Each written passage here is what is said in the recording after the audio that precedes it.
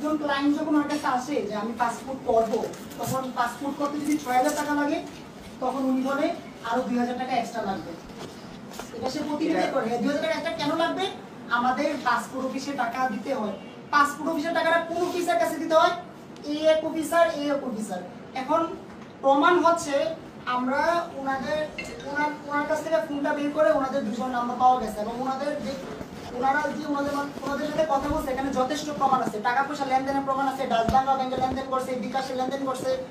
ওরা যতদিন এই অফিসে চাকরি করছে ততদিনেই এই এলাকার জনগণকে ওরা হয়রানি করছে। আমরা শুধু ওদের না, ওদের সাথে যারা জড়িত আছে সবার পদত্যাগ দেখে আমরা এখান থেকে সবাই যাবো, তাছাড়া আমরা এখান থেকে যাবো না, এটাই আমাদের দাবি। এতটুকুই।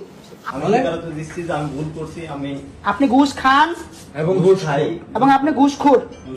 মাপ চান, জনগণের কাছে মাপ চান। আমি আপনাদের কাছে জনগণের কাছে মাপ চাই। আর জীবনে কোনোদিন কোন সাধারণ নাগরিককে হয়রানি করবো না টাকার জন্য। দরকার হলে রিক্সা চালিয়ে খাবো, দরকার হলে আমি রিক্সা চালিয়ে খাবো। আমার একটা মেয়ে আছে ভাই। হইছে।